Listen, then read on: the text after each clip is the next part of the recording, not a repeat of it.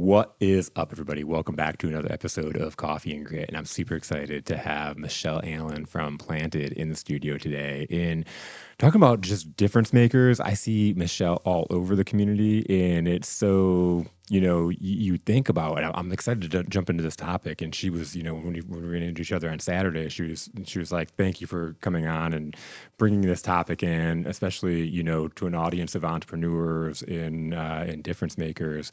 But it's funny and it's cool, like thinking about like all the years back, like thinking about how much of a difference or impact like Planted, for example, has made in the community, and seeing Michelle. And then I've heard a little bit of her story. And so I'm super excited to jump into her story. And like we were talking about on Saturday, it's when everybody has a purpose, when God has a purpose for you, when you have a purpose in life, like you're not going to be pulled away, even though maybe you shouldn't be here. So I'm going to stop rambling. I'm going to pull into Michelle. I'm excited to hear the story. So Michelle, welcome to the studio. Thank you for having me. It really is an honor. I'm really excited to be here. My pleasure. Like I said, it's it's cool to see the impact that you guys are making in the community.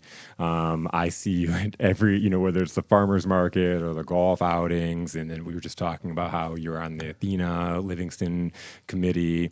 And I want to talk about more of that, but I'm excited to dive in and kind of hear more about your story and what led to you being here. Yeah. Literally. Yeah. I'm born and raised in Minnesota. Sometimes you'll hear that come out in my O's.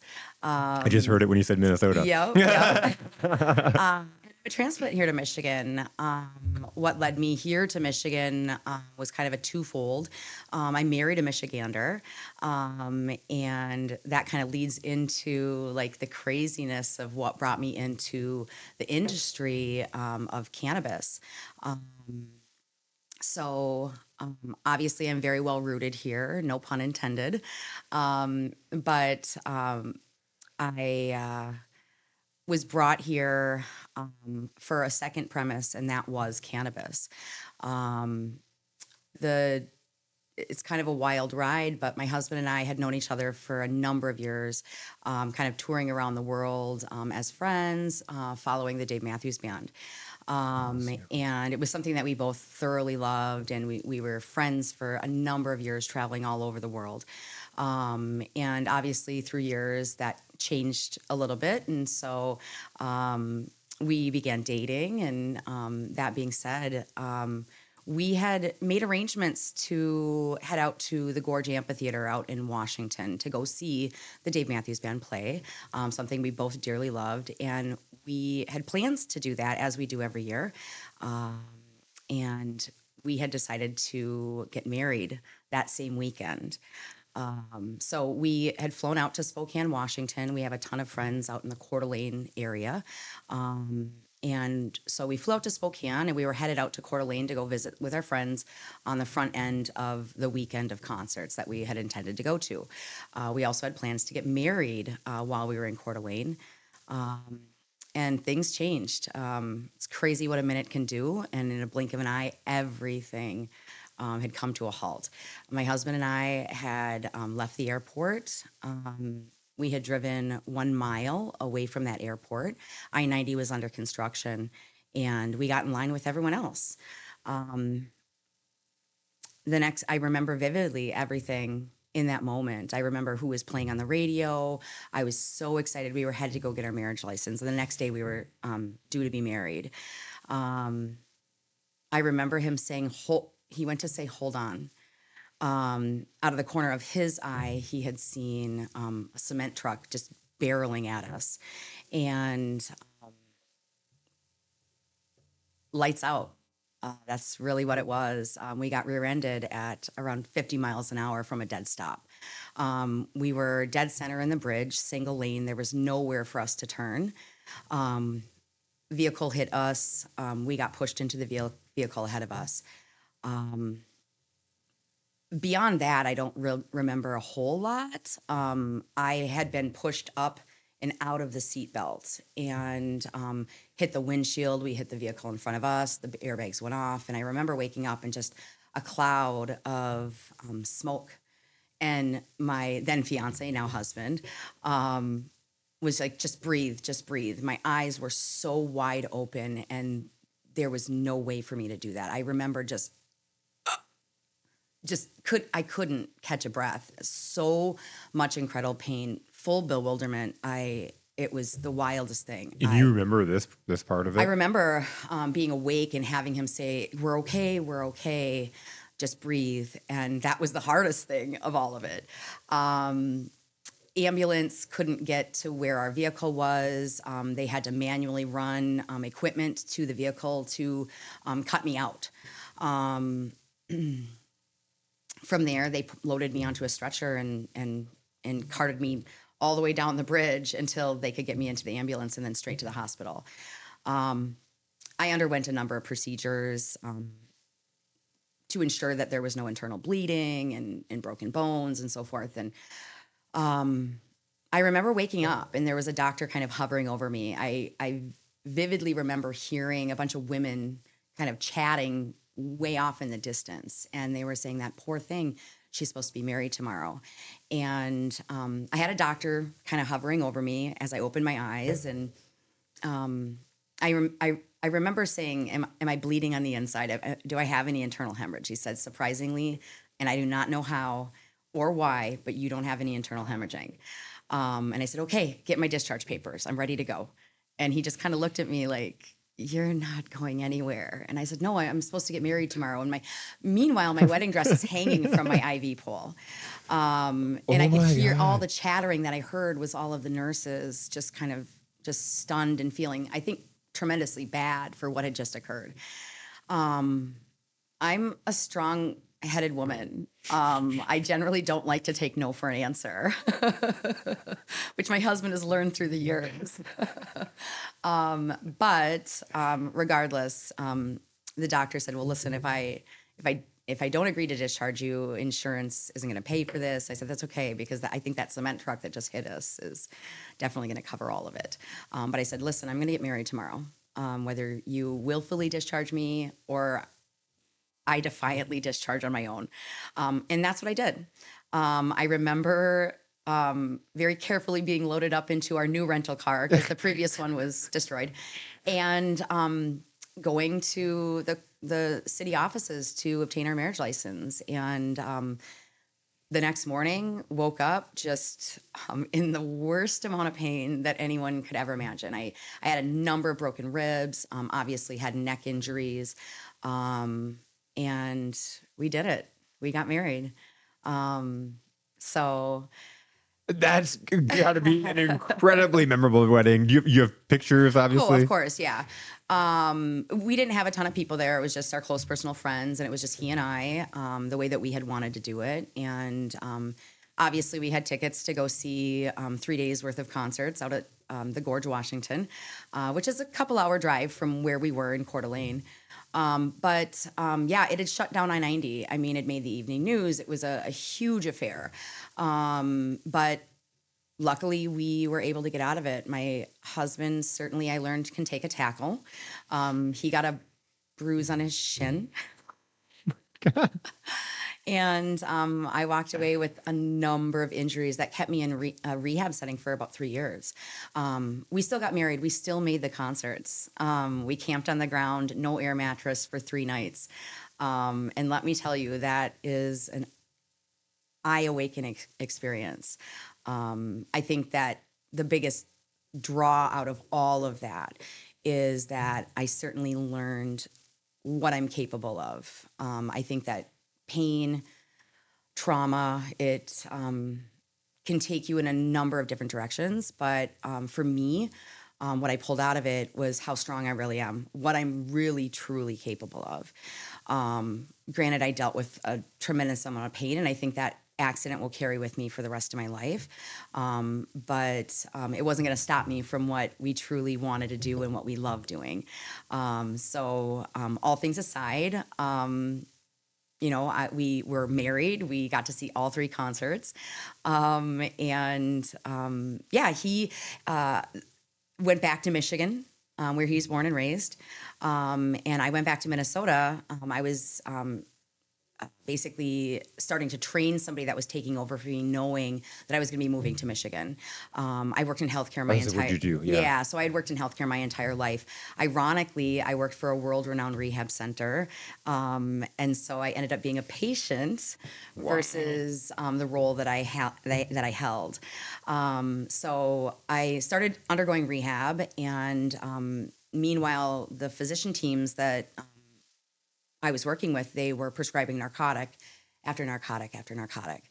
It really didn't align with me. I working in hospitals my entire life, I understood the rate of addiction and the problems that can occur from narcotic ingestion, and it was something that I really wasn't interested in.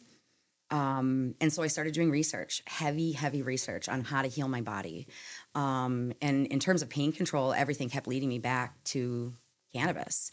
And it was such a foreign thought for me, right? This was not a world that I lived. Everything in terms of stigma around the cannabis industry told me that this isn't something I should be doing. This isn't natural. But the more research I continue to do, the more that I learned that this could be a viable option. At the time, Minnesota didn't have any legal program in terms of obtaining cannabis ingestion. It was still illegal by state terms. And I knew that Michigan had a medical marijuana program. My husband, being born and raised in Michigan, knowing that this is where I was coming and kind of listening to him saying, look, we can probably heal you this way. In the research that I was looking at, I couldn't get to Michigan soon enough. So as soon as I landed here, I started rehab, undergoing new care teams and whatnot, and really started engaging in looking at various forms of cannabis that could be ingested to manage my pain. Pain was astronomical. But again, I think I used that pain as fuel to build kind of where I am today. I continue to work in the cannabis industry. I had a number of years off just trying to get back to some sort of normalcy. But I've been in the cannabis industry now for a number of years, and with my role today as being a cannabis consultant and a community outreach manager, a cannabis educator, I know that every single day I wake up, I have the ability to help someone else that may be in a similar position. Couple years into rehab, I had woke up one morning, ironically, after a Dave Matthews Band concert at Pine Knob. You can see the theme here. We've seen well over 300 shows in our lifetime all over the world. So we generally don't miss that opportunity regardless of what's happening. But we had some friends in from Chicago that had flown in to see the show with us. And the next morning, after the show, I had woke up to bring our friends back to the airport so they could go home. And after I dropped them off at the airport, I didn't feel well that next morning following the show. And part of my face just felt like it was numb. I couldn't hear. It was the most bizarre feeling I've ever had, aside from what had happened previous. But I ignored it for a couple weeks, and persuasion of my husband and family and friends, they said, you need to present to a physician. So I did. And I was immediately sent over to an otolaryngology department and sent for a hearing test, and 90% of my hearing was acutely gone. I then saw the head of the department, and they thought I had maybe a brain tumor. They immediately did a procedure, and I underwent an MRI, and it turns out I have lesions all over my brain, all over my spinal cord. And they came back and told me, you have MS, multiple sclerosis, which was a complete shock to me. Completely unrelated from the accident, obviously, or is it? No, I mean, a lot of people say that there might be some correlation because I did sustain head injury, right? But I don't think there's any way for me to really know because I don't know that I really had symptoms of MS prior to that accident. It might have been a catalyst to trigger it. But I don't know that we'll ever know. But I decided to step outside of my box, and being that I was already a cannabis consumer, with managing chronic pain, muscle spasms, you name it. I just thought there's got to be a way to manage disease with the use of cannabis. And understanding that at that point, Michigan now has a fully intact medical marijuana program, and legalization was on the horizon as well. Um, I thought I've got to take a chance here, and started doing research on cannabinoids and looking at what is a good neuroprotectant. And thus to this point, I think I was diagnosed around 2012 with MS. The accident occurred in 2011. We were married on 9/1/11, ironically, a date that will go down in history for us. Yeah.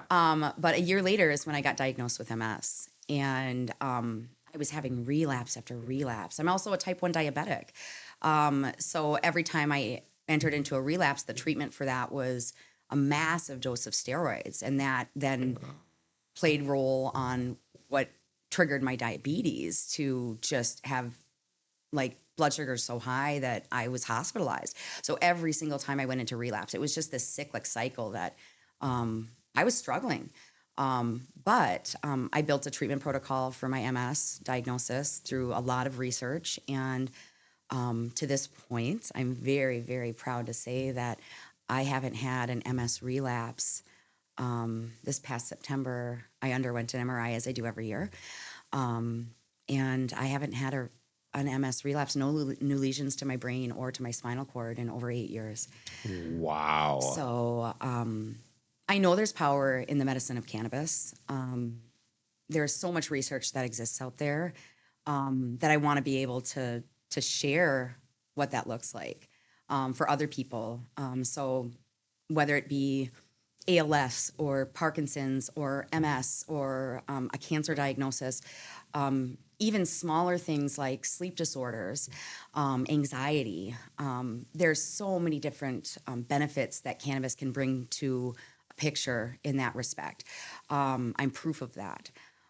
So again, I feel like I've been in this industry for an extremely long time, and it's a difficult industry to be in. But I have kind of carved a path that allows my knowledge and my ability to connect with someone that may be suffering from chronic pain. Maybe not due to the same circumstances, but whether it be disease, whether it be chronic pain, being able to have that deep-founded connection with somebody, not just looking at trying to help them in their situation, but really truly understanding their situation, Yep. and building that trust. Cannabis ingestion is very scary for a lot of people.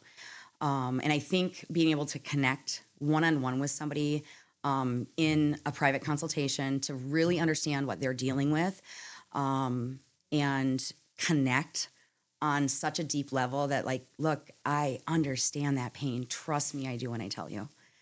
That really helps somebody understand that I'm just there to recommend something to them, that I really, truly want to help them get out of the position that they're in, or at least bring the ability to feel better on a daily basis. I stand behind the idea that everyone deserves to be here.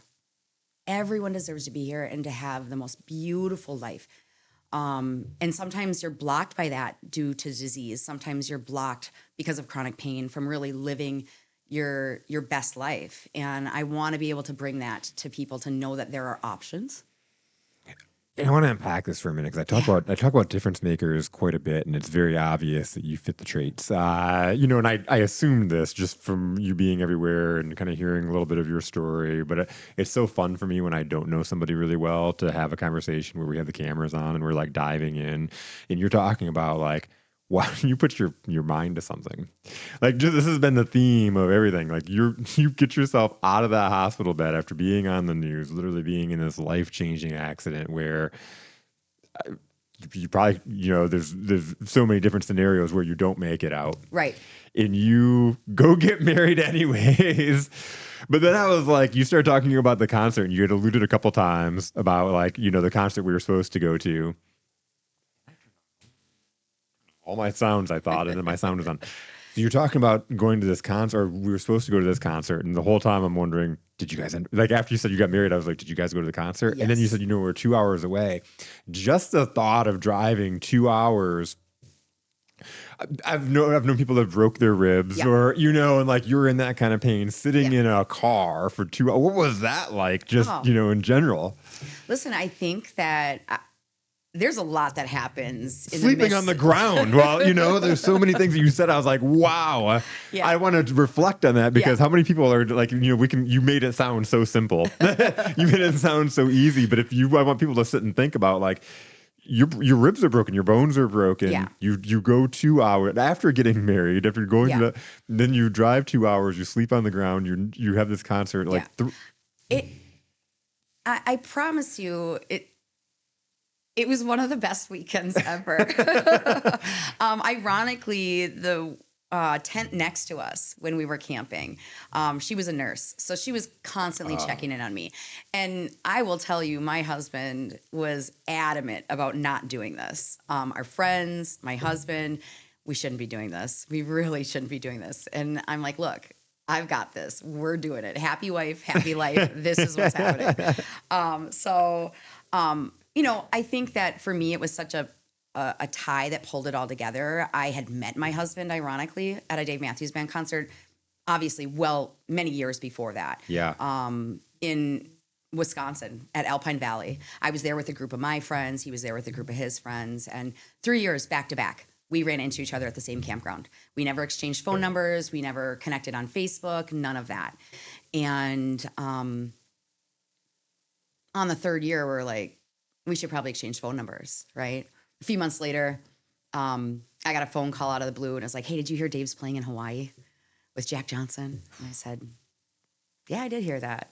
And he's like, I already bought my ticket. And he's like, if I see you in Hawaii, I see you in Hawaii, right? Again, still friends at that point.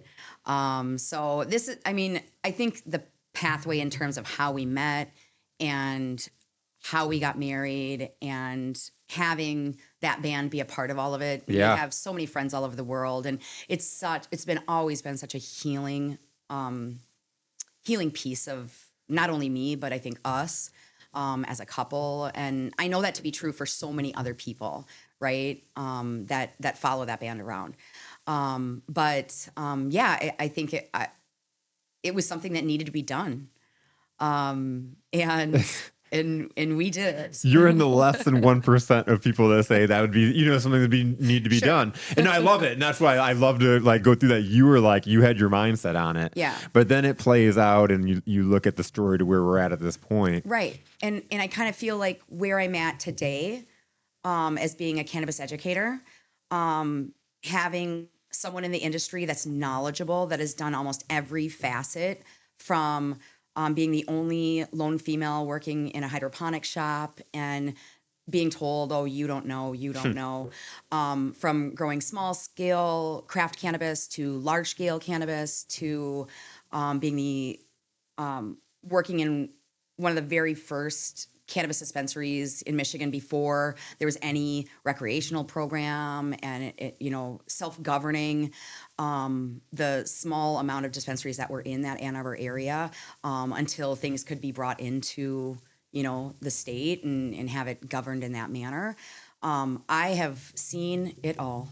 I have done it all in the cannabis industry, but much like saying I felt like it needed to be done, that's where I am here today. I feel like being that cannabis educator and having a resource for not only people that are suffering from, chronic disease or severe and chronic pain, but also having an educator to facilitate lunch and learns for skilled nursing groups and being able to teach healthcare professionals about the endocannabinoid system and how we can trigger that. It's one of the largest regulating systems in the human body, not looked at by the medical community. So there's so much that goes into this cannabis industry, and I feel like it needs to be done. It's largely been ignored, and I think that's what sets Planted so uniquely different from all of the different provisioning centers that exist in the state. Is we have an educational platform that is so different, and I really appreciate our team, our owners that really recognize that and really want to make that educational platform for our customers, for our community. I think having that presence in our community and trying to destigmatize cannabis, it's it's just opened my eyes to so many people that have had a preconceived notion. These are drugs. These are dangerous, and a little bit of conversation, a little bit of trust building, can really go a long ways to have someone's perception changed about what cannabis really truly is. I said at the opening, but I love, again, seeing you at events, and, whether it's at the chamber events or seeing you at the downtown festivals, or, you're pretty much everywhere, but from that educational piece. And again, I love the businesses that differentiate themselves, because there's so many provision areas and dispensaries, and, There there's so is a many large number of locations. them, yes. And how do you stand out to have access to someone like you that Right, comes in and that's been there, done all the research and can talk right, from that. I'm excited to dive into some of the science too. right. Well, I mean, I think too, not only looking at that like educational piece and kind of helping the community to understand that we're here for a good purpose and it really is to truly help people. Um, it goes, I think, a bit further for planted provisioning, whereas, the cannabis industry has always been looked at as a moneymaker, right? As a Yeah. whole, there's a lot of money that is produced in the cannabis industry that is brought to the state.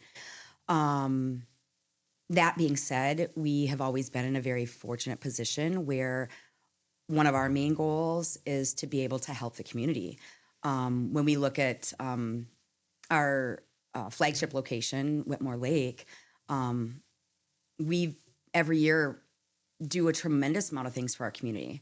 When we look at the dollars that are brought in, it does allow us the luxury to be able to help our community. And I think that really goes a long way. Yeah.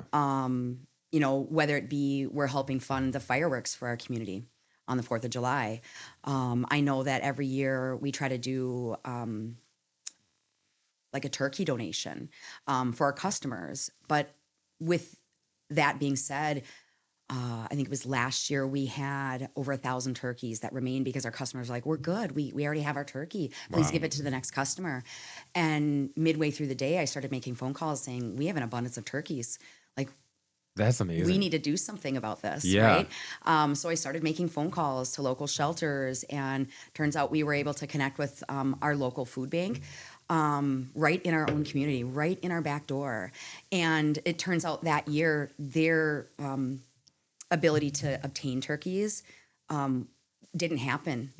So when it came Wow. down to our local food bank giving food to over 200 families, they didn't have any turkeys. And I had called at the almost like the witching hour saying, we have over 1,000 turkeys that Wow. we are hoping you are willing to take And they're in. like, "Are you kidding And me?"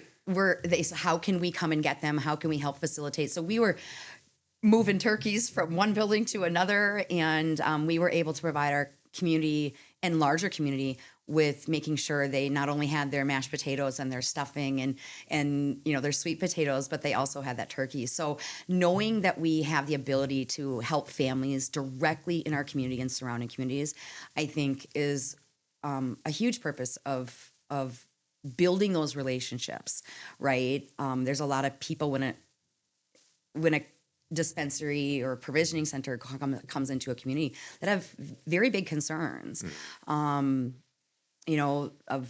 bringing in violence into the community, bringing in theft and drug abusers. And I think they think that their community is going to go downhill when in fact we've had a major hand in uplifting our community, educating our community, and providing things that the community otherwise wouldn't have.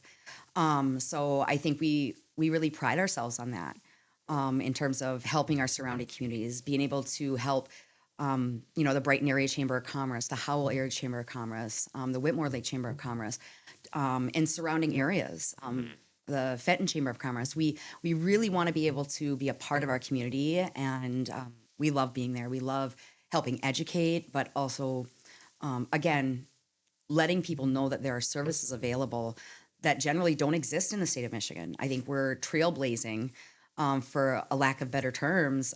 We really are looking at changing a community, providing that education and helping people one person at a time.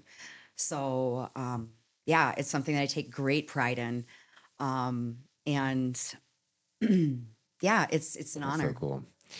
You talked about like it being scary when for people to wrap around ingesting cannabis, but then I sit and I think about and you talk about like all the medications, and I think about when my grandma passed away and the coroner came and he asked my mom, what medications was she on, and she pulled out this dresser drawer filled with medications that she took every single day. Yeah, And for me, I'm like living my life of like I don't want to pull out that dresser drawer. What can I do? And right. so it's so cool that you did all the research. And I'm interested to talk about like when you're talking about the I'm going to mess it up, the We'll call it the ECS. ECS. So Yes. yeah, The human endocannabinoid system, is fascinating, and research is coming out every single day. I think that, the more we can learn about the ECS, the better we can make choices in terms of what we want to ingest. I don't dispute pharmaceuticals. I'm a type 1 diabetic. I require insulin. yeah, yeah. But I do know that, cannabis is widely used as a complementary medicine as well. Or sometimes in cases, people choose that is their sole choice of medication. It really depends on your values, and I think becoming educated, about cannabinoids and terpenes is a huge role. I think one of the biggest misconceptions when it comes down to cannabis is that if you use cannabis, you're going to get high. And that is the farthest thing from the truth. I think simply stated, when you use THC, Hmm. yes, there is an opportunity. That's the effect. There's psychoactivity that comes with THC. A lot of people don't know that there are isolated cannabinoids like THCA, that when ingested in a pill form or a gummy form, THCA is non psychoactive. So there is no high associated with THCA, but it responds just like THC in the fact that we have pain relief. It Hmm. responds for nausea relief. So, again, it's just a matter of really understanding the cannabis plant and understanding how it plays in conjunction with the human endocannabinoid system, and how we can trigger these receptors to open, and have a better bioavailability of these cannabinoids in our body. So when you look at the endocannabinoid system and cannabinoids, consider it to be like lock and key. We have our lock, which is the endocannabinoid system, and when we find that an individual is not ingesting cannabinoids, it's locked tightly, right? And when we start to ingest cannabinoids, we start to trigger these receptors to open. So it's a matter of kind of understanding what goals we're looking to obtain with the use of cannabis, and how we can trigger that ECS to open up, take in these cannabinoids. There's a number of ways that you can ingest cannabis. It doesn't mean that you have to smoke. In fact, most of my treatment plans are not even going to recommend smoking cannabis. It's more so of from an ingestion Hmm. method, internal, or from a topical standpoint. Again, there's another one. When you look at using cannabis topically in like a salve or a balm, whether it be muscle spasms or, pain, we can use cannabis topically. We're not breaking our blood-brain barrier, so there's no psychoactivity that comes from that. So, I work very closely with a population of individuals that are very concerned about using cannabis, frightened with the use of cannabis based on, I think, quite honestly, the propaganda they were fed. Yeah.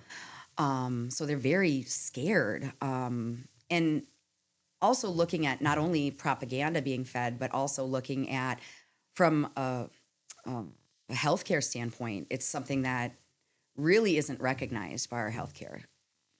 And so, if a doctor or a physician that you may be seeing isn't on board with that, there's a lot of naysaying. Yep. Yep. And I think there's a lot of patients that are interested, but when they speak with their physician and it's pushed back, saying, no, no, no, don't do that. Again, we have to respect our medical community, but I think a lot of education must be done within that medical community. So When I've had a lot of guests on within the chiropractic community, mhm. acupuncture, so alternate medications and to the Western medical system, and and again, it's different, but all of them have that same problem. All of them have that. There's not many doctors that are going to say you need to go to a chiropractor, or you Right. need to go see an acupuncturist. Instead, Absolutely. there's a medication. Yes, yes. And I think people are heavily over medicated. Hmm. I mean, as you were saying, and I've seen it. I've seen it. I just know that there are other choices, and I think that I'm a testament to that, right? I'm a regular user of cannabis. I'm a daily user of cannabis. It doesn't mean that I'm getting high to use cannabis. What I underwent is something that's going to follow with me, right? Not only disease, but that accident. I will deal with chronic pain for the rest of my life. Yeah. And it doesn't mean that because I'm a daily cannabis user that I still can't live in a professional realm. Um, it doesn't mean that my pain stops. It doesn't mean that I should be going to work high. That is something I draw a very strict line at. When I am working one on one with an individual doing a private consultation, I can't be under the influence, right? So I lean on other cannabinoids that are non psychoactive. I lean on THCA. I lean on the cannabinoid CBG because they are both super beneficial for chronic pain. When I'm having a difficult night's sleep, I'm going to lean on CBN. CBN is the natural sleep aid within cannabis. It's probably one of our most widely sold cannabinoids behind THC in our store. There is no high that comes from CBN. They consider it to be psychotropic because it does have a sedative effect. But there's a lot of people, given today's time, that aren't sleeping at night. Yeah. There's a lot of outside stressors. And that being said, I think that people are struggling to sleep at night, and a combination of a couple different cannabinoids, CBD to kind of relax the mind and relax the body, and then having that CBN to help with sleep. It will change an outcome for the following day if you can get a good night's rest. I've struggled with sleep, and I I lean on that. It's not addictive.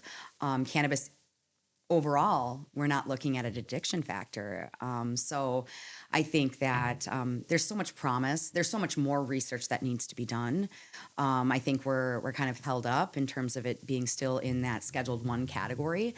I think that we really seriously need to look at descheduling cannabis down to where we can do further research on it. But there's a lot of barriers in that respect. But there is research out there. It's a matter of finding the proper studies. And I'm kind of a deep nerd Yeah. when it comes down to it. Like for a good time, if I'm not at a Dave Matthews Band concert, I'm reading white papers and I'm reading medical cannabis studies and how it correlates to different neurological disorders and how it correlates to chronic pain and sleep issues and the more information that I can take in, it only is going to better help me down the road when I have someone in front of me that is really, truly deserving of help, that is really struggling there and doesn't really have an answer as to how to get out of that situation. So. And I love that. And I bring this up several times, like when I talk about the difference maker part, and you've done these years of research. This is the stuff that like lights you up. When you're not at Dave Matthews at the concerts, you're reading white papers and, Yeah. and stuff like that. But you're then able to sit down with people that may not know where to start, may not have that ambition, and then you can sit down and point them in the right direction. And then how does that look if someone's listening right now and they're like, that's me and I'm dealing with, what does that look like? Yeah. So ultimately, it's gaining the courage to ask the question, gaining the courage to consider something other than what they're being told to take by their physician. I do private consultations. All of my services, there is no charge. So whether it be a speaking engagement to a group of seniors or our aging population, just to broaden their knowledge, to know that there are options out there, or if it's a one-on-one private consultation, I can do in-home visits. I have a beautiful office at our Whitmore Lake store. I can do virtual appointments. So if someone's unable to come out of their home due to a disability, I want to make my services accessible to everyone. I understand how taxing monetarily that health conditions can be, procedures and pharmaceuticals and the rising cost of healthcare. We want to make this as accessible as possible, whether due to a physical limitation or a monetary burdensome for someone. So my services are at no cost. And awesome. sitting down and obviously I want to look at what pharmaceuticals you're going to be taking. I utilize software that I can check and make sure there's no contraindication with any pharmaceuticals that you may be prescribed and ingesting. We want to go about this in the safest possible manner. So yeah, I mean, every single person is a different story, right? Every single person has a different pathway, wants, needs. And that is really the juxt of it, is really kind of understanding what someone's kind of dealing with on a regular basis. But more importantly, listening to those wants and needs. Most of the clients that I work with, they're afraid of cannabis and they do not want to get high. It is very common that someone's sitting in front of me, whereas they had a very bad experience with cannabis. If over ingested, THC can send you on a difficult ride for an extended period of time. And once you have that first experience and it's not a good first experience, chances are the consideration that cannabis will ever enter the picture again is slim to none. Yep. And so I think with having these conversations one-on-one with an individual, with a little bit of knowledge to say, look, we can still try to treat your chronic pain and your inability to sleep non-psychoactively, right? I'm going to look at pairing cannabinoids that are non-psychoactive, like THCA. Again, when ingested, it's non-psychoactive. THCA, to be very clear, can be psychoactive when decarboxylated. So it's a big fancy word for heating THCA up. I love that word. That's great. Yeah. So when somebody burns THCA, the chemical THCA is going to convert directly into THC. So in which case, THCA, when decarboxylated, can get you high because it's going to convert directly into THC. However, if THC is ingested in, say, for example, a pill form, our internal body temperature isn't high enough to decarboxylate it. So again, ingesting in pill form or ingesting in a gummy form, there is no psychoactivity. So it's a good way to manage pain throughout the day without chewing tons of NSAIDs and kind of destroying your gut. A lot of people can't take those anymore because they've consistently taken them for years. So looking at something throughout the daytime, if that's your wishes, that you don't want to have any high, there's no way you want to go down that road, then look, we have something that we can provide for you. We'll pair that with a couple other non-psychoactive cannabinoids that help better open the endocannabinoid system receptors. CBG is one of my favorite cannabinoids. And it's the only cannabinoid that opens the endocannabinoid second receptor. So there are over 110 different cannabinoids in the cannabis plant. There are minors, there are majors. They all play a role in how we feel, what the end result is going to be. So making sure that I have a list of diagnoses, making sure I have a list of pharmaceuticals, and really deeply listening to the client that's sitting in front of me and really understanding their wants and needs. That's where my brain starts to kick into overdrive is, okay, we could do this and we can do this and we can do this. And a lot of things come in gummy form. If I have a client sitting in front of me that has a cancer diagnosis, I'm not looking at providing sugars, right? Yep. What do we know? Cancers feed off of sugars. So in which case, I'm going to look at a product that we have a number of different cannabis producers in the state of Michigan. And there's a company out of Lansing. They make pressed pill pharmaceutical grade cannabis.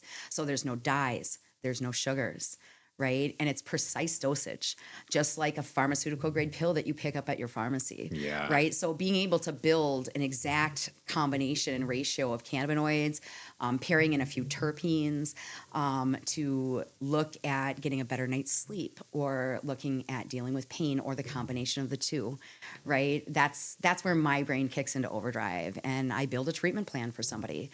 And it's something that they can bring back to their physician to say, hey, look, I'm working with somebody that's guided. I think that becomes very scary for a lot of, treating physicians with their patients is that they don't want that patient to go in and talk to somebody that's uninformed and then provide them with a product that is not the proper product. Yeah. Just because it's good for that person that's recommending doesn't mean that it's good for the person that's the end user. Yep. Yep. Right. And Yep. some facilities are very misleading and really can provide some pretty poor advice. I've shopped all around the US when I travel, right? I want to see what the market looks like. I want to see the education level of some of these other facilities that exist from state to state. And I have been handed some terrible information.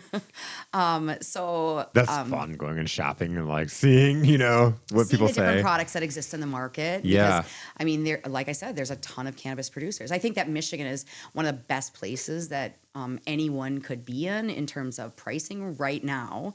And in terms of product selection. But, I think that physicians would be much more comfortable knowing that their patient was being guided by a professional and being recommended products that aren't getting their patients high, Yep. but rather being used as maybe a complementary medicine. The amount of people that I've been able to help get off of an opioid addiction is staggering. I have changed lives in terms of helping people wean off Oh man. of opiates. Yeah. I have had patients in front of me that even when regularly being prescribed and used have had opioid constipation where it caused perforation of a bowel and almost ended in a very, very bad situation. But I also have seen people that have been addicted to heroin that are like, this is my last stop. I don't know where else to turn. I've tried every pharmaceutical option, Suboxone, and it's just, it's been a very eye-opening experience as far as what one plant really has the capability of doing. Wow. I mean, when you have somebody with a heroin addiction and you can help them, or we talk about the opiates, and that's the thing. You talked about having to take medication for your diabetes. That's one thing. Yeah.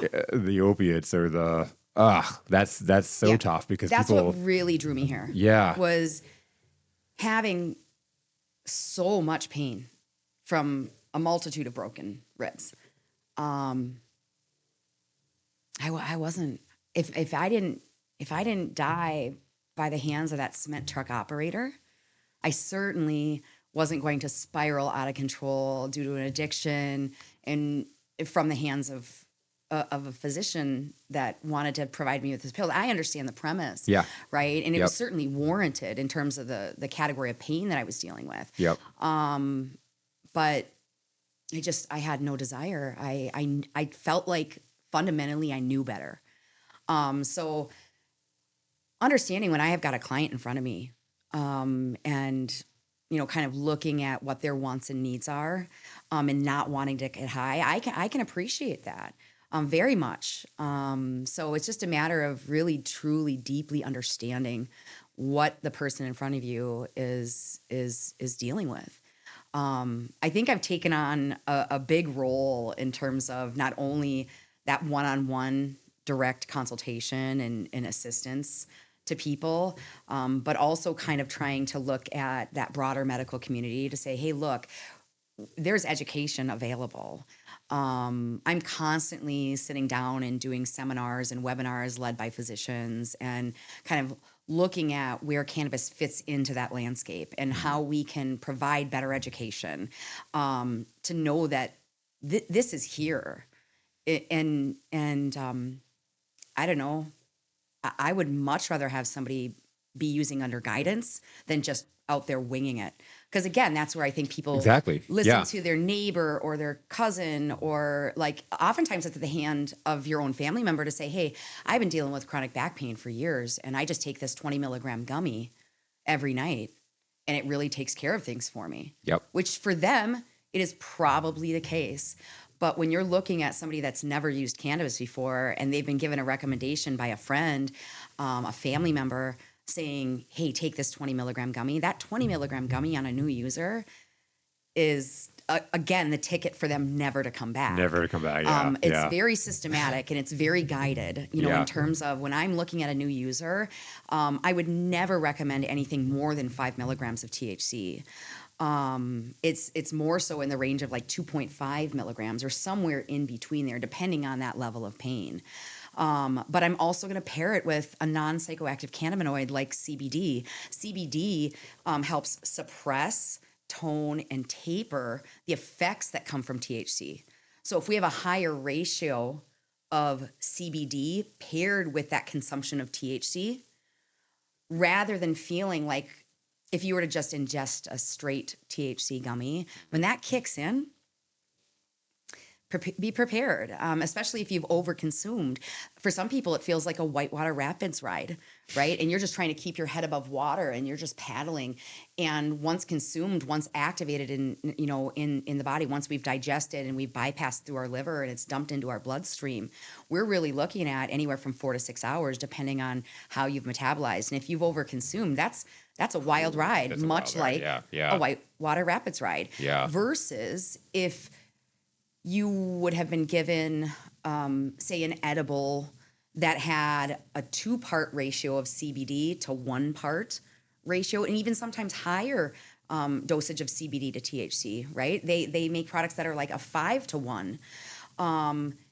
Just like CBD is really relaxing to the mind and body, it also is really relaxing to the cannabinoid THC. So we can really suppress and tone and taper to make that effect feel more of like a lazy river float. Something that a lot of people are really looking, do they just want that calm? They want that relaxation, right? I don't want to set somebody off on a, here you go, wild ride. Like I wouldn't want anyone to feel that. It's very uncomfortable. But a lot of people don't understand that CBD, when overconsumed with, or when you have an overconsumption of THC, that's your life preserver, right? CBD is your life preserver. It's really one of the only cannabinoids that will help suppress and tone and taper and make that psychoactivity really kind of take a back seat, really kind of slow that psychoactivity down to where you're not racing heart and you're just straight panicking, like, what do I do? What do I do? This is going to last forever, right? A lot of people start to panic at that point. So, I love the story of the because I got it the picture when you said you're just floating down the lazy day. It's like and then like versus the like the water Right. and the rapids and like Right. flying all over the place. I use a lot of analogies because it's what people can understand, right? Granted, I can be prepared to have a conference seated with physicians. But I also know that I have to tone that language down and not be so heady in terms of my language and what my broad knowledge is with cannabis. I have to make that more palatable. I have to kind of break it down in the terms that somebody's going to understand. So, and I think that comes very naturally for me. Not only as a user of cannabis, but as someone that studies cannabis and teaches cannabis. You have to understand the person that really is in front of you and what their skill set is, where their knowledge is in terms of cannabis usage, and then also understanding have they been using cannabis for years? Is this a first time use for them? Have they had a bad experience? And kind of work with that, right? Again, like I was saying, if somebody has had a bad experience with cannabis, it's a scary event. But kind of working with somebody one on one, right? I think it kind of calms those fears. Yeah. And once they know that they can ingest and they can do so in a manner that's still going to work with their wants and needs, it's going to manage some of their healthcare concerns, whether it be anxiety or again sleep disorders, and play within their guidelines to say, look, we can still provide you with what it is what your end goal is, and we're not going to get you high. I think that's a huge relief, especially with the population of users that I work with. I work inside of senior living facilities, and I was introduced to a gentleman who is a pretty avid cannabis user. And he was told by a physician that he should be ingesting a gram of cannabis every day. Now, that is an obscene amount of cannabis. Even for myself, as a daily user, I wouldn't even go near that.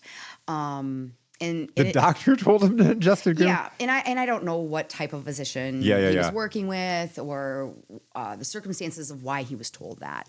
But he was using cannabis for sleep and ingesting a lot of it every single night. And that had alarm bells Oh my God, no ringing kidding. off for me. I thought, one, not only is this a concern for the facility in which he lives, for the staff that are they going to know what to do if he is having some sort of a reaction or has a slip and fall. Obviously, they'll know what to do in that circumstance. But I think it's important for not only the care team that's observing the residents to be aware of what cannabis is. It is out there. People are using it. Family members are bringing this into their family members that are living inside of these facilities, and they're obtaining cannabis, in which case I want them to have the best knowledge that exists out there. I was able to sit down with this gentleman, do a consultation, and practically remove most of the THC from the picture, resulting in providing him with a non-psychoactive cannabinoid, CBN. Again, CBN is the natural sleep aid within cannabis. So if I can help not only his outcome of adhering to a better night's sleep, reducing the risk of a slip and fall when somebody has a gait disturbance, and then helping preserve any incident from occurring within the senior living facility, right? I look at that as a win-win. I'm certainly not trying to get seniors high by any stretch of the means. That's the last thing I'm looking to do. Yeah. But I think they're one of the most deserving populations of potential users due to disease and also due to chronic pain, just naturally with aging, arthritis. There's so many different things. And, if I can help alleviate that pain without getting somebody high, and help reduce the risk to an individual user, but also the facility, I think that's a win.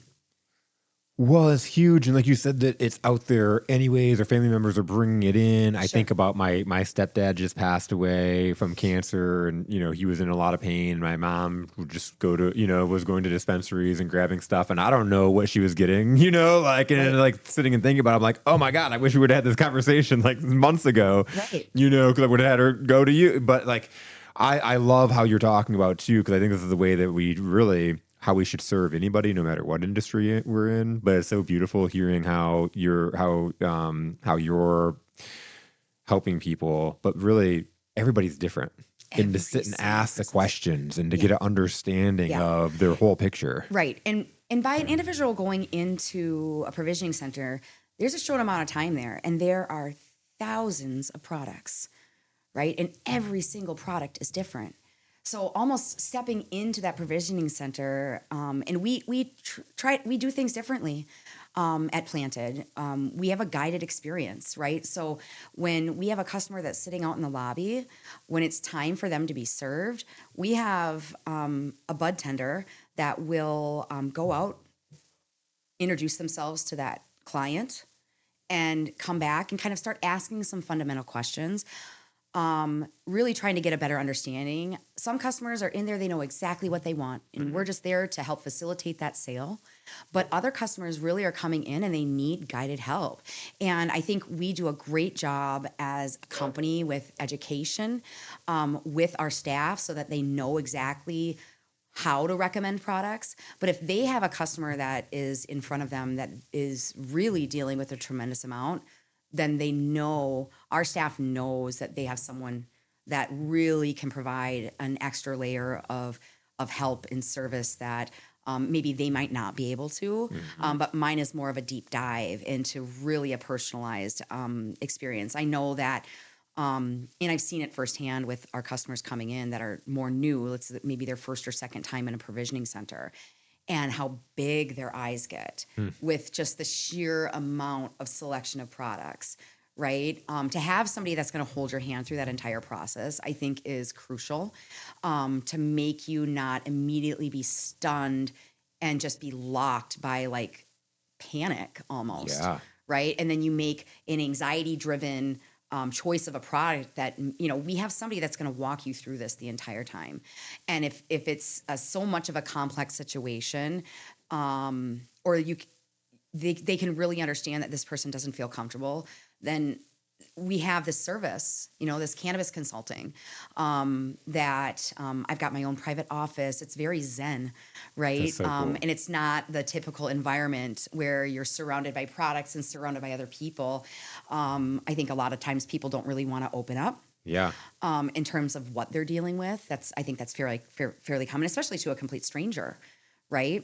So I guess working in hospitals and clinics my entire life and kind of understanding from a standpoint of what chronic disease looks like, what chronic pain looks like, it is a specialty skill to be able to connect with people, and understand, start to build that trust, but really truly understand where they're sitting.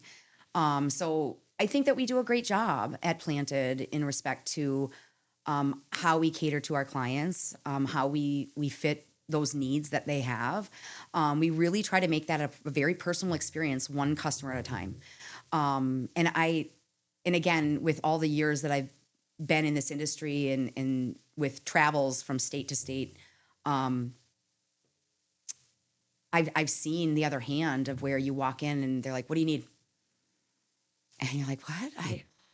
I don't even know where to go or what to start, or and the last thing that you really want is that end user to be taking a gummy that has too much THC that's going Yeah. to give them a well worse effect than when they came in, right? That is a Well, they come in because they're trying to get sleep or they're trying to and then we ease their keep them up all night pain. because they're so scared, right? Exactly. Yeah. So, Exactly. but there's a million ways to handle a situation when it comes down to cannabis, because there are so many cannabinoids that they're starting to isolate out, and they're making these specialty gummies. And yeah, the market is fascinating in terms of what is being produced out there. There is really truly a product for every single person, right? I like to use products in combination, so we can look at an ingestion method, whether it be those a pill form, free of any dyes, of any sugars. If I do have a diabetic sitting in front of me, obviously I'm not going to recommend a sugary gummy, Yeah. right? But it doesn't mean that I still can't provide them with a product that's going to do the same exact, right? So yeah, I mean, it's always a different scenario in front of me, right? But I think that's why, that constant ability to find fascination in studying what the cannabis plant is and how it responds to the human body is something that will never leave my brain. It's an ever changing, market, and research daily continues to come out, and Yeah. so to be on the forefront of that and to know that your hard work to just learn deeply, whether it was for a greedy need, right? Yep. Understanding that how pivotally it changed my life, Yep. and knowing every single day I have an opportunity to change somebody else's life for the better. Yep. I just can't say no to that. And this is redundant, but that's the biggest component of the difference maker is that you've experienced something in your life that helped you, whether it was epiphany, medication, there's something that helped you in your life, and you're now out and able to share it with other people to help them in their life. And that's really, a lot of people, most of the people that come on the show have had something in their life, and sometimes whether they know it or not. That's what I love is when people are not aware of why they're doing the things they're doing, and it's like, so tell me this, tell me your story, and it's like, so is that why you do this? And they're like, wow, I never had thought of it. You're obviously very aware. Sure. I mean, don't get me wrong. Cannabis isn't for everybody. Yeah. Right. And I questioned my choices. I mean, it ran the gamut of like, man, I've worked in hospitals and clinics my entire life. I know that I'm physically incapable of working right now due to injury. Right. And I'm going to take this leap. I can't even imagine the medical directors that I was working alongside if they knew today where I was and what I was doing in terms of the cannabis industry. I mean, some of them would be extremely proud. Some of them probably would just be like, right? Yeah. And again, I think I'm here to help change that perception, right? But I'm not naive to the idea that cannabis isn't for everybody, right? But to know that there is an option, right? To know that we are here to self-advocate, right? And sometimes there are people there that can't advocate for themselves anymore, right? But to still have someone in their corner, right? I think is huge. I have watched family members, and I'm going to use my grandma as a perfect example. She is a guiding light in my world, and I'm going to try to do this without tearing up. Sure. But she is one of the most incredible women I ever think was put on this planet.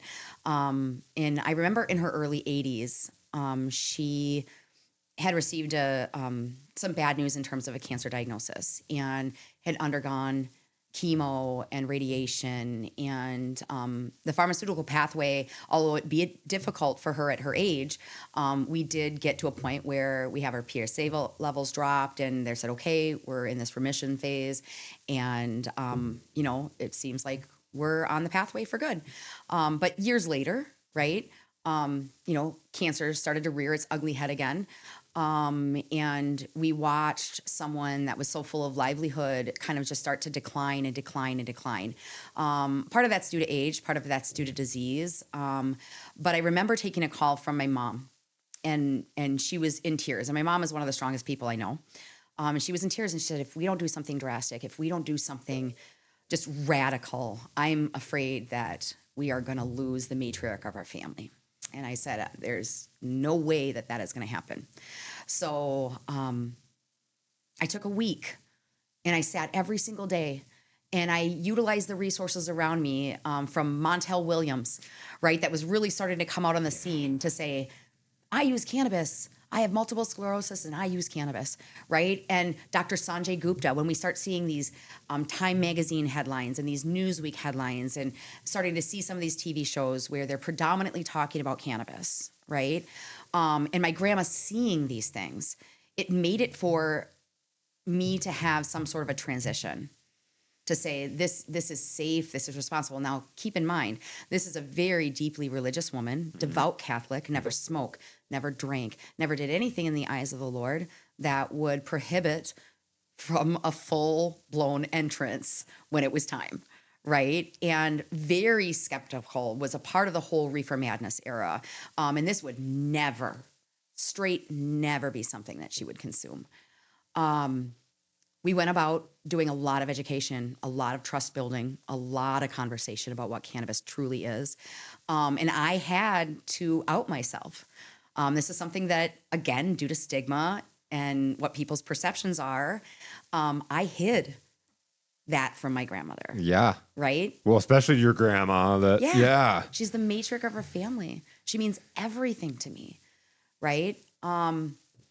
I had to out myself with her and say, look, the reason why I got through this incident, right? This broken bones and head and neck injury and what should have killed me, this healed me and saved me, and this is where I am today. So like she said, Michelle, I trust you more than anyone.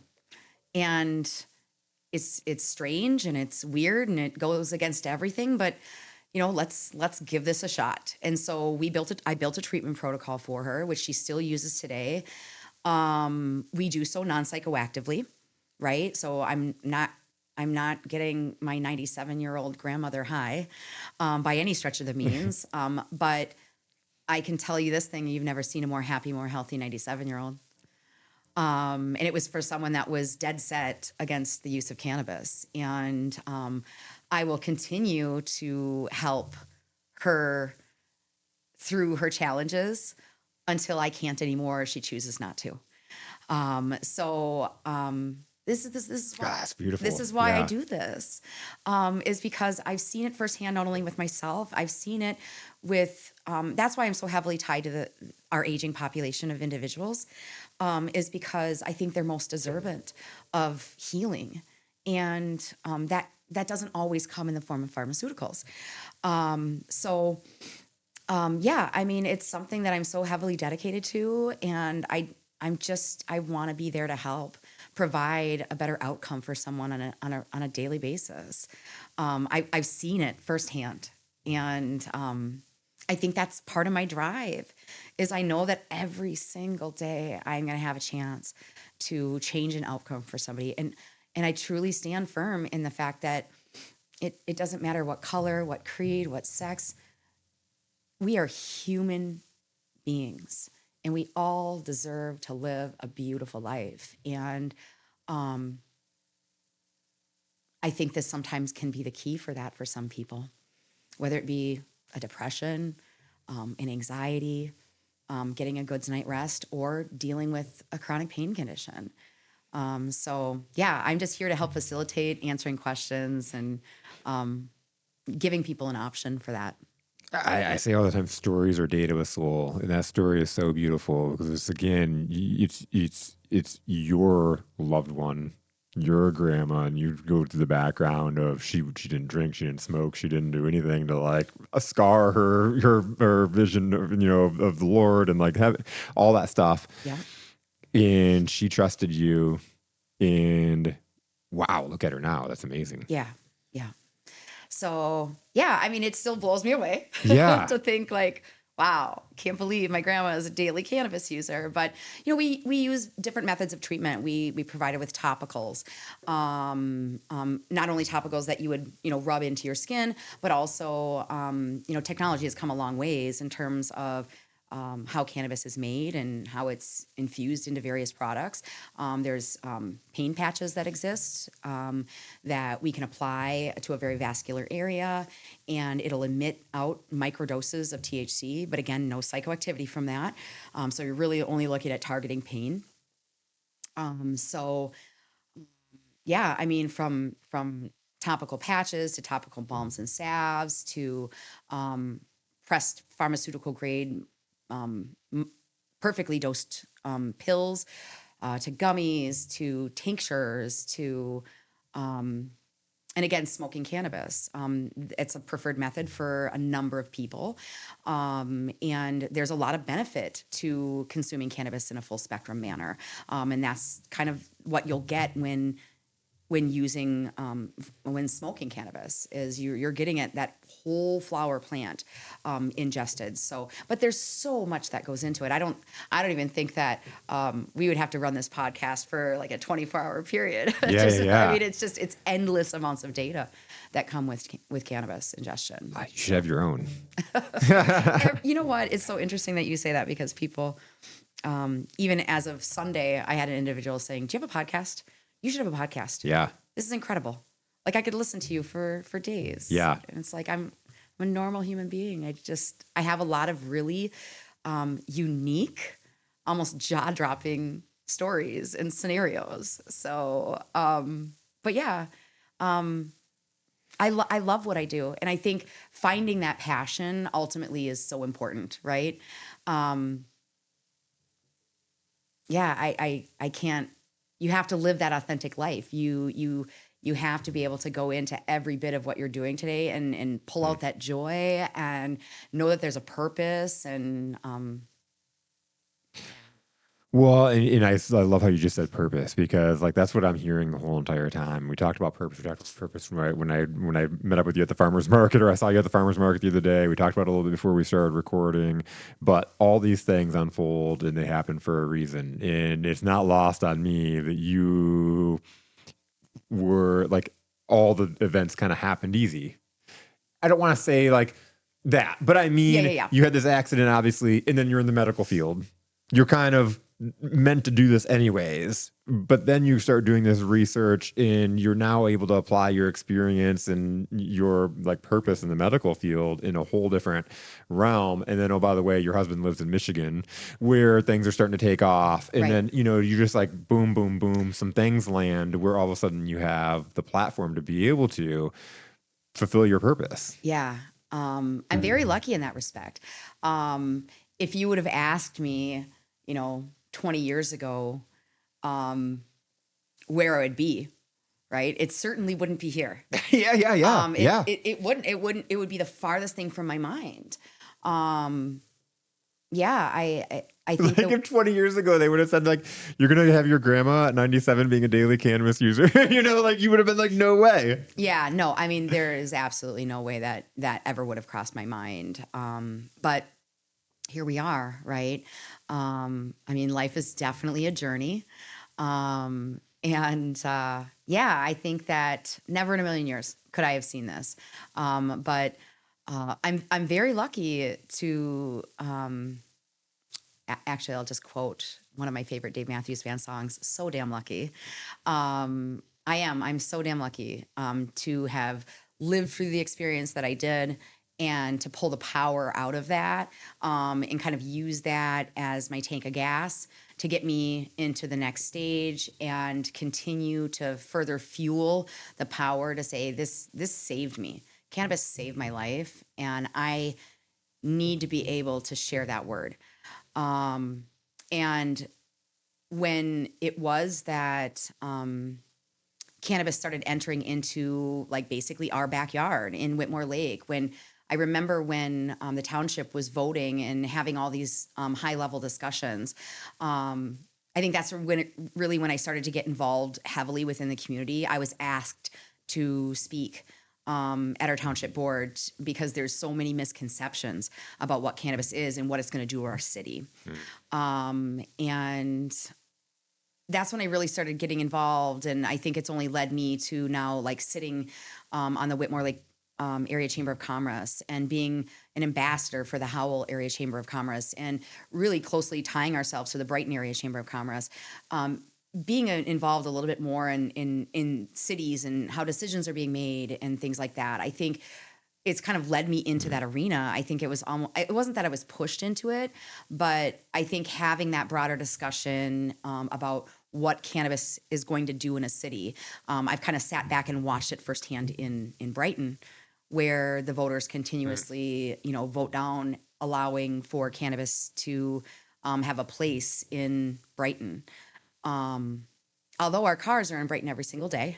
um, Although every time I live downtown Brighton, and every time I turn the corner, the chamber has the big planted, like, yeah. it's like, just put you in. Yes. You're there Yes. anyways. Yeah. Love Um, we it. we have a really good delivery platform at Planted, and so we offer free delivery for a lot of our customers that aren't able to get out of their home, and making sure that that medication is accessible to no matter what your disability may be.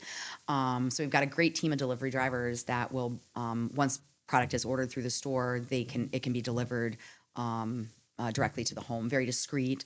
But to see how legislation can affect cannabis, to see how the voting population can affect what cannabis looks like, Hmm. right? Hmm. The state of Michigan, the people of Michigan voted this in, and they showed they have a voice. But when it comes down to various cities, it really comes down to a vote, and it's sometimes very frustrating, as you can hear by my sigh. It is always seemingly to be an uphill challenge, especially when we look at some of the taxation that is about to occur in the cannabis industry. Personally, I can't say that I agree with it. I have a lot of feelings about it, but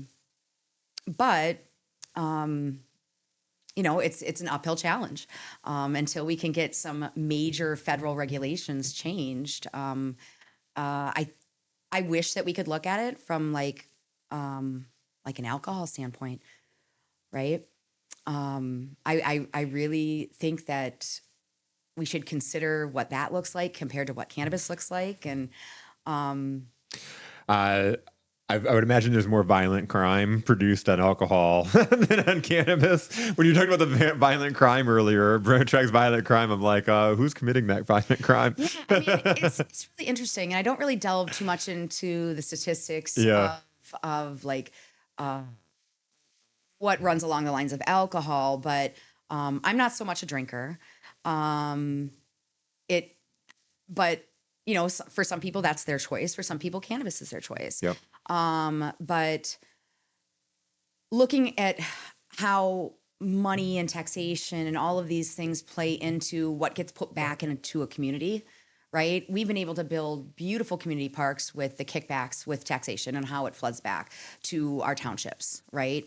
And I love seeing a community that really needs that boost, right? And I think that when you look at the voting population, knowledge is power, Yeah. right? Yeah. And I think that so many people are hung up on the idea that, well, this is going to bring crime into our cities, when in fact, at the end of the day, with the money that is produced and the money that gets kicked back, we're rather trying to build parks, and it it's there's no correlation there, Yeah. right? It's not driving crime into cities, but rather we're building communities. Yeah. And I think that's why Planted is so heavily involved with the community, is because we want to start to break that stigma and change people's impression on what this plant and what this looks like for a community, right? We want to quell the fears of every single community event that when I look at being on Main Street in Brighton, and we have our tent, and I'm out there having conversations with people that walk by and they're like, "Yay, you're here!" Yeah. Otherwise, very rarely, surprisingly, very rarely do I have individuals that are like, "Oh," Mm. like me. Sometimes I hear under the breath comments, Yeah. right? But it's not. It's not the majority. No, it really is heartwarming to me, That's awesome. right? But to stand there and have an a challenging conversation, but an educated conversation, a few little nuggets of information can really go a long ways with someone, right? And that's why I'm so grateful to be able to have this topic of discussion, like an open forum, that people are going to see, because I think that ultimately when you look at the conversation of what cannabis is, it is a scary, there's a ton of emotions wrapped up into it, but being able to talk about it is step one. Yep. Right? Becoming knowledgeable and understanding what cannabis can do for the broader community, I think is it's such an incredible thing. And to be a part of that, That's awesome. gosh, That's amazing. I remember flying in when I still lived in Minnesota and, prior to that accident and flying in and being a part of Hash Bash and just Looking around like, wow. wide eyeing for hours being like, I can't believe this is happening. Like, this is so wild. But then continuously through the years being a part of that particular event, which is historic, right? So to be a part of the cannabis industry in Michigan, I am prideful. I am grateful that we have this opportunity, and I love what I do. I can see it. I truly, truly love see what it. I do. I think that making a difference in one person's life, I think, is a huge step. But to be able to change many lives, it's such a blessing. Powerful. I just have one question and observation as we wrap this up is you mentioned about how all the education you're doing externally and being able to get out in the community and all that kind of stuff, and the thing and you'd mentioned how at Planted how it's different, how the team is all about education. And I was thinking about how they're so lucky to have you on staff to be able to bring that education and that internally. So I just wanted to highlight that. And Um, I'm not really one to take a compliment. I thought when I Yep. said it, but No, I'm yeah. not really. That's a skill that I don't possess. But I've seen the growth with staff members across the board, right? We've had team members that have been with us for a long period of time and then go on to other opportunities. And I still to this day have a voicemail saved on my phone from a former coworker who ended up working at another facility and just being dumbfounded at her then coworkers that simply didn't have a knowledge base. And I remember her calling me one day and I wasn't able to pick up, but she left me this voicemail that was super long. It was like, I am so proud of myself. I am educating my team members because of the information you gave me. And I could tell how happy she was to share that information and how proud in that moment she felt to know fundamentally some of these cannabinoids and what their effects were and to be able to share that information with her then team. So, yeah, I take great pride in the fact that if I can have the people around me be a sponge and absorb half of the information or a snippet of information, even one tiny little fragment of information, if they can absorb that and use that, I've seen it regularly in terms of our staff to listen to me and how I always approached a client and then have them start to use that same language. And yeah, it's great. So awesome. It's super great. I love those moments when you get the messages back from people from the past, and it's like that's so cool. But yeah, it's super powerful, like uplifting, and to know that maybe it wasn't a journey for her for a health condition that she was dealing with, but to know that I made an impact and a difference in her life, to help other people in their lives, right? So yeah, it gives you the warm and fuzzies. It's incredible. Michelle, this has been a phenomenal conversation. I'm so grateful for you coming down and spending this time with me. Oh, thank you so much. It was absolutely an honor. It really is. My pleasure. My pleasure. This is